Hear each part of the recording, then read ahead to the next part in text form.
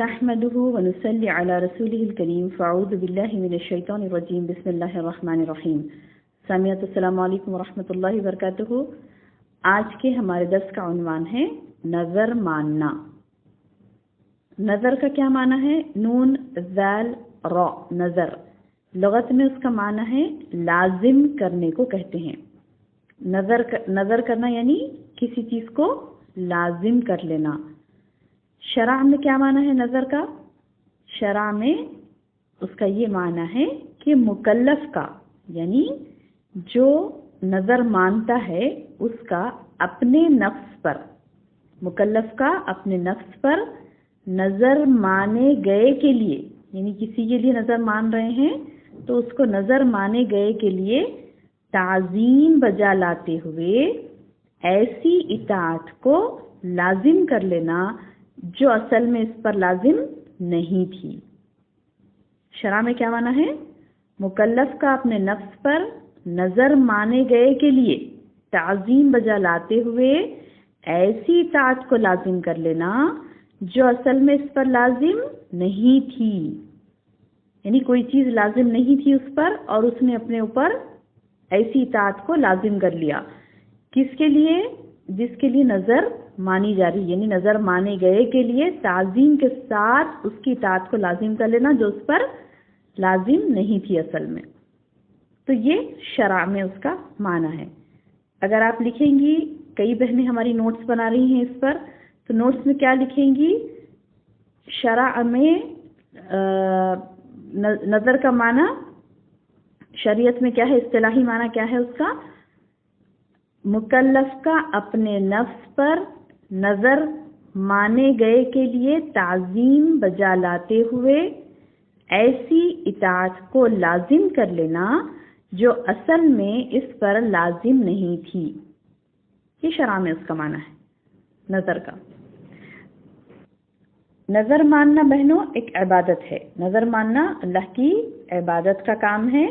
جیسے کہ صحیح بخاری میں ام المومنین عائشہ صدیقہ رضی اللہ عنہ سے روایت ہے، رسول صلی اللہ علیہ وسلم نے فرمایا من نذر ان یطیع اللہ فلیطیعہ ومن نذر ان یعصی اللہ فلا یعصہ. یعنی جو شخص یہ نظر مانے کہ وہ کسی معاملے میں اللہ کی اطاعت کرے گا تو اسے اپنی نظر پوری کرنی چاہیے. اور جو شخص ایسی نظر مانے کہ ان یعصی اللہ، کہ جو اللہ کی نافرمانی پر ہو، تو فلا یعصہ، اس کو پورا کر کے اللہ کا نافرمان نہ بنے.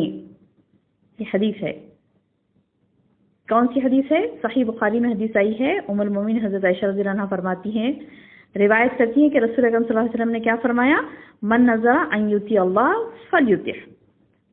اگر جو شخص یہ نظر مانے کہ وہ کسی معاملے میں اللہ کی اطاعت کرے گا تو اسے پوری کرنی چاہیے. تو گویا کیا ہوا؟ یہ نظر ماننا بھی ایک عبادت ہوئی.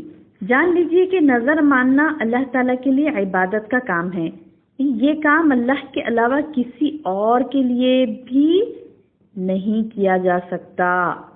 جب یہ عبادت ہو گئی، جب آپ کو یہ پتہ چل گیا کہ یہ عبادت ہے، تو پھر یہ عبادت کسی اور کے لیے نہیں ہونی چاہیے.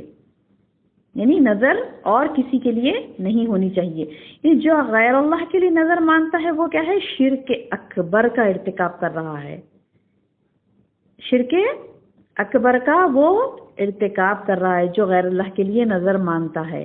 تو انسان کو چاہیے کہ وہ صرف اور صرف اللہ ہی کے لیے نظر مانے جیسے لوگ مانتے ہیں. مثلا کوئی شخص یہ کہتا ہے کہ اللہ تعالیٰ یہ چیز ہو گئی میرے ساتھ، جیسے تمام علماء کا اس پر اتفاق ہے کہ جو نظر صرف اللہ تعالیٰ کی رضا جوئی کے لیے مانگی گئی ہو، جیسے یہ کہے کہ اے اللہ میرے اس مریض کو صحت دے دے، یا پھر اے اللہ میرے مرض کو شفا دے دے، میں اتنا مال صدقہ کروں گا، فلاں کروں گا، یہ کروں گا، وہ کروں گا. تو یہ کیا ہے؟ نظر ہے. فلاں عبادت کروں گا، فلاں اتنا مال صدقہ کروں گا، اللہ میں تیری راہ میں فلاں چیز دوں گا، اللہ مجھے شفا دے دے. یہ نظر مان رہا ہے بندہ. تو ایسی نظر کو پورا کرنا واجب ہو جاتا ہے. اگر اس نے کسی چیز کے حصول پر ایفائے نظر کو معلق رکھا تو اس کے حاصل ہونے کے بعد نظر پوری کرے. یعنی کوئی چیز کا رکھا ہے کہ بندہ فلاں اللہ صحت دے دے مجھے، اللہ مجھے فلاں چیز چاہیے مجھے دے دے، تو وہ ملنے تک معلق رکھ سکتا ہے نظر کو، یعنی رو کے رکھ سکتا ہے اپنی نظر کو، پھر وہ اپنی مراد پوری ہونے کے بعد اپنی نظر کو پوری کر سکتا ہے۔ تو صحابہ کرام اللہ کے رسول صلی اللہ علیہ وسلم کے زمانے میں بھی نظروں کو نظر مانتے تھے اور نظروں کو پورا کرتے تھے، اور اللہ تعالیٰ نے سورہ انسان آیت نمبر 7 میں ارشاد فرمایا یوفون بالنذر، وہ نظر کو پورا کرتے ہیں، وہ نظر کو پورا کرتے ہیں، یعنی اللہ تعالیٰ نے یعنی پوری آیت کیا ہے، وہ قرآن کی پوری آیت ہے، سورۃ الانسان آیت نمبر 7 ہے، دیکھیے کیا ہے پوری آیت، اعوذ باللہ من الشیطان الرجیم، یوفون بالنذر ویخافون یوما کان شرہ مستطیرا، یہ وہ لوگ ہوں گے جو دنیا میں نظر پوری کرتے ہیں اور اس دن سے ڈرتے ہیں جس کی آفت ہر طرف پھیلی ہوئی ہے۔ یعنی یہ آیت کریمہ، یہ آیت نظر پوری کرنے کے واجب ہونے پر دلالت کرتی ہے، کیونکہ نظر کا پورا کرنا کیا ہے، عبادت ہے، اور اس کے ساتھ اس بات کی بھی تصریح موجود، یعنی اللہ تعالیٰ نے اس بات کو بھی صریح طور پر ارشاد فرما دیا کہ غیر اللہ کے لیے نظر ماننا شرک ہے۔ یعنی میرے بندے وہ ہیں، کہتے ہیں اللہ تعالیٰ یہ کہہ رہے ہیں اس آیت میں کہ میرے بندے وہ ہیں جو یوفون بالنظر، اللہ کے لیے جو نظر کی جاتی ہے اس کو پورا کرتے ہیں، مطلب یہ کہ وہ غیر اللہ کے لیے نظریں نہیں مانتے، غیر اللہ کے لیے نظر نہیں مانتے، میرے بندے ہیں مجھ سے نظر مانتے ہیں، یعنی یہ نیت کر، نظر ماننا مطلب لازم کر لیتے ہیں اپنے نفس پر کوئی چیز کو۔ تو بہنوں، اس آیت کے ذریعے سے اور یہ جو صحیح بخاری کی میں نے حدیث بیان کی، اس سے یہ بات ہمیں واضح ہوتی ہے کہ نظر ماننا شریعت میں اس کی گنجائش ہے، اور اللہ تعالیٰ نے قرآن میں بھی سورۃ الانسان میں آیت نمبر 7 میں فرمایا، اور صحیح بخاری کی حدیث میں نے آپ کو بیان کی۔ اس سے کیا ثابت ہو رہا ہے کہ نظر مانی جا سکتی ہے، وہ ایک عبادت ہے، اور یہ عبادت بندے بجا لاتے ہیں۔ اب ایک اور چیز ہے یہاں پر نظر کے تعلق سے کہ نظر کب شرک بن جاتی ہے، یہ کب شرک بن جاتی ہے، جب غیر اللہ کی تعظیم اور تقرب کے لیے کوئی منت نظر مانے تو وہ شرک ہوگی۔ یہ سیکنڈ چیپٹر ہے اسی میں، یعنی غیر نظر ماننا، ایک تو نظر کا معنی مفہوم میں نے آپ کو بتایا، اس کے بعد یہ بتایا کہ نظر ماننا اللہ کی عبادت کا کام ہے، اور تیسری اور اہم بات یہ ہے کہ نظر کب شرک ہو جاتی ہے۔ تیسرا چیپٹر کیا ہے اس کا، نظر کب شرک ہو جاتی ہے، یعنی بسا اوقات یہ عبادت شرک بن جاتی ہے۔ کب بنتی ہے؟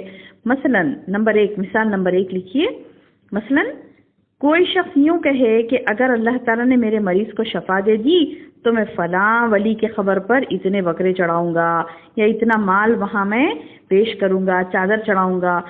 کئیوں سے میں نے سنا ہے بہنوں، اللہم احفظنا ایمانا، اللہ ہمارے ایمان کو محفوظ رکھے اور ہماری بہنوں کو بھائیوں کو بھی اس چیز سے محفوظ کر لے۔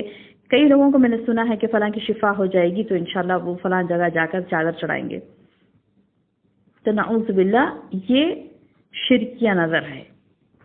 دوسری مثال، اگر میرے ہاں بچہ پیدا ہو گیا تو میں فلاں ولی کی درگاہ یا مزار پر جا کر ایک بکرا ذبح کر دوں گی، تو نعوذ باللہ یہ کیا ہے، جو شخص خبر وغیرہ کے لیے تیل کی نظر مانے تاکہ خبروں پر دیے جلائے، جیسا کہ بعض گمراہ لوگوں کا عقیدہ یہ ہے کہ عقیدہ رکھتے ہیں کہ وہ نظر قبول کی جاتی ہے، ایسے نظر مسلمانوں کے نزدیک بالاتفاق کیا ہے، حرام ہے۔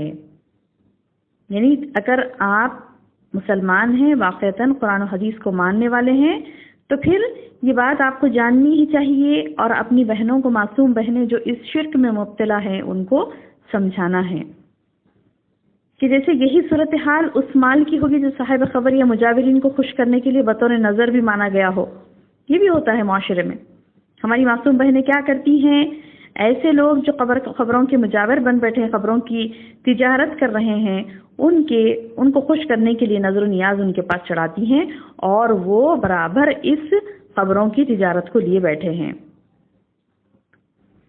اب دیکھیے اس کی مثال، جب کہ آپ سیرت النبی پڑھیں گے، اللہ کے رسول صلی اللہ علیہ وسلم کے وقت کے حالات پڑھیں گے، تو اس وقت بھی یہ منتیں مانگی جاتی تھی۔ لات، عزا، منات کے مجاور تھے، وہاں پہ بھی مجاور تھے، بت لے کر بیٹھے تھے، اور وہ لات عزا و منات بت تھے، اور وہ بتوں کے اوپر بھی نذرانے چڑھاتے اور ان کے مجاوروں کو بھی خوش کرتے تھے. اور اس زمانے میں وہ بھی مجاور تھے، وہاں پہ مجاور تھے، اور وہ ناحق لوگوں کا مال کھاتے تھے، اور وہی لوگ اللہ کی راہ سے روکتے بھی تھے. اور ٹھیک اسی طرح آج بھی یہی مجاوروں کا حال ہے. یہ بھی عوام الناس کا مال بے دریغ کھاتے ہیں، اور سب سے بڑا ظلم یہ ہو رہا ہے کہ یہ لوگ صراط مستقیم سے لوگوں کو گمراہ کرتے ہیں. تو نعوذ باللہ یہ حرام ہے فعل.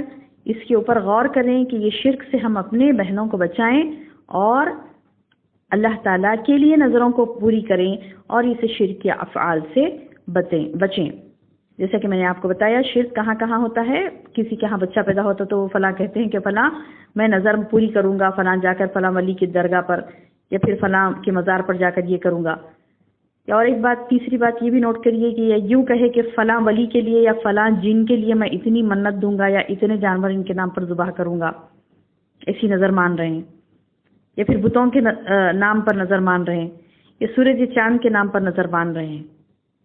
تو نعوذ باللہ، سبحان اللہ، کئی ہماری بہنیں ہیں جو یہ جانتی ہیں کہ اس طرح کے واقعات ہند و پاک میں ہوتے ہیں. آپ کو پتہ ہونا چاہیے، جو بہنوں کو نہیں معلوم ہے ان کو پتہ ہونا چاہیے کہ ایسے کئی بہنیں ہیں ہماری جو چھوٹی چھوٹی چیزیں بتوں پر جا کر چڑھاتی ہیں، قبروں پر جا کر چڑھاتی ہیں اور کہتی ہیں کہ فلاں ولی اس سے خوش ہوگا، فلاں بزرگ اس سے خوش ہوگا. تو نعوذ باللہ یہ درس آپ کو ان کو کس نے دیا؟ یہ سوال کریں کہ یہ بات انہوں نے کہاں سیکھی، کس نے کہا کہ فلاں بزرگ خوش ہو جاتے ہیں، فلاں ولی خوش ہو جاتے ہیں؟ اگر وہ واقعتاً اولیاء اللہ ہیں قبروں میں تو پھر وہ تو اللہ کے پاس آرام کر رہے ہیں، انہیں کوئی خبر نہیں ہے اس چیز کی کہ یہاں پر لوگ کس طرح سے شرک کر رہے ہیں. تو یہ اویئرنیس ہم پبلک میں لائیں، ان کو بتائیں. قرآن اور حدیث کے دلائل موجود ہیں الحمدللہ جو میں نے آپ کو بیان کیا، اور بھی انشاءاللہ نیکسٹ درس میں آپ کو ریفرنسز بھی دوں گی میں، اور بھی زیادہ ریفرنسز ہیں. ساری قرآن بھرا پڑا ہے توحید سے، اور شرک کی نفی میں کئی آیتیں ہیں قرآن کی. تو انشاءاللہ آپ یہ دلائل کے ساتھ ہماری ان معصوم بہنوں کو سمجھائیں. اللہ تعالیٰ سے دعا ہے کہ اللہ تعالیٰ ہم سے یہ کام لے لے کہ ہم شرک کو مٹانے والیاں بنیں. آمین یا رب. السلام علیکم ورحمۃ اللہ وبرکاتہ.